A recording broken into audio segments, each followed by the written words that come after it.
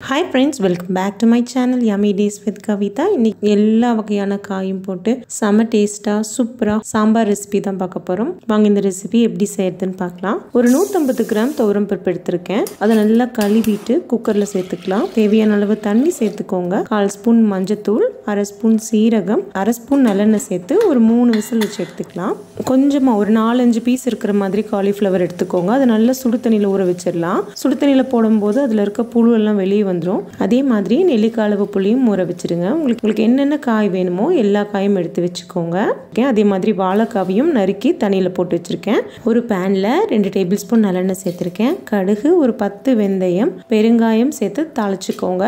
அது நல்லா பொரிஞ்சதும் ஒரு 10 சின்ன வெங்காயத்தை 2ஆ நறுக்கியிருக்கேன். அதையும் உள்ள சேர்த்துக்கலாம். 2 பச்சை மிளகாயும் சேர்த்து நல்லா வதக்கி விட்டுக்கோங்க. 3 வெண்டைக்காய் எடுத்திருக்கேன். அதை நல்லா கழுவிட்டு ஈரம் இல்லாமல் தொடச்சிருங்க.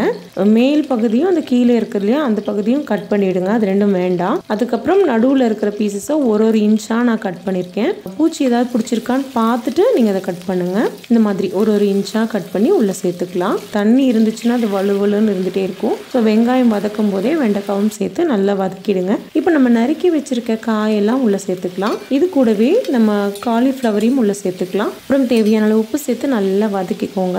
1/2 ஸ்பூன் சாம்பார் பொடி சேர்த்திருக்கேன். அதையும் நல்லா வதக்கி விட்டுடுங்க. இப்போ 2 தக்காளியும் கூட சேர்த்து நல்லா வதக்கி விட்டுடலாம். தக்காளி ஓரளவுக்கு ஒன்றும் பாதியமாக வதங்கினதுக்கப்புறம் நம்ம கரைச்சி வச்சிருக்க புளி உள்ள சேர்த்துக்கலாம். இப்போ தேவையான அளவுக்கு தண்ணி, நான் ஒரு 2 கப் தண்ணி சேர்த்துருக்கேன். தண்ணி சேர்த்திட்டு எல்லாத்தையும் நல்லா ஒன்றா கலந்து விட்டுட்டு தட்டு போட்டு மூடிடுங்க. இது நல்லா வேகட்டும், காய் நல்லா வெந்து வரட்டும். இப்போ நம்ம குக்கர் ஓப்பன் பண்ணி பார்க்கலாம். பருப்பு சூப்பராக வெந்திருக்கு. அந்த கரண்டிலேயே நான் மசிச்சு விட்டுக்கிறேன். இப்போ ஓப்பன் பண்ணி பார்த்தோம்னா காய் ஒரு அரை வேக்காடு சூப்பராக வெந்திருக்கு. நம்ம வேக வச்ச பருப்பு உள்ளே சேர்த்துக்கலாம். உங்களுக்கு தண்ணி தேவைப்பட்டுச்சுன்னா தண்ணியும் சேர்த்துக்கோங்க. எல்லாம் ஒன்றா கலந்து விட்டுடுங்க. இதெல்லாம் ஒன்று கலந்து கொதிச்சு வரட்டும். ஒரு 5 நிமிஷம் இது மூடி வேக வைங்க. இப்போ காயெல்லாம் நல்லா வெந்துருச்சு. பருப்பெல்லாம் நல்லா ஒன்று கலந்து சாம்பார் மனமே செம சூப்பராக இருக்குது. நம்ம ஃபஸ்ட்டே ஏற்கனவே தாளிச்சிட்டோம். இருந்தாலும் கடைசியில் ஒரு தாளிப்பு கொடுத்துடலாம். ஒரு பேனில் 1 டேபிள் ஸ்பூன் நல்லெண்ணெய் சேர்த்துருக்கேன். கடுகு, கருவேப்பிலை, 10 சின்ன வெங்காயம், 2 வரமிளகாய் சேர்த்து தாளிச்சுக்கோங்க. கடைசியாக ஒரு 1/2 ஸ்பூன் சாம்பார் பொடி சேர்த்துக்கோங்க. சாம்பார் பொடி நல்லா பச்சை வாசனை போக நல்லா பொரிஞ்சு வரும்போது அதை இந்த சாம்பாரில் சேர்த்துக்கோங்க. கடைசியில் 1 ஸ்பூன் நெய் சேர்த்துக்கோங்க.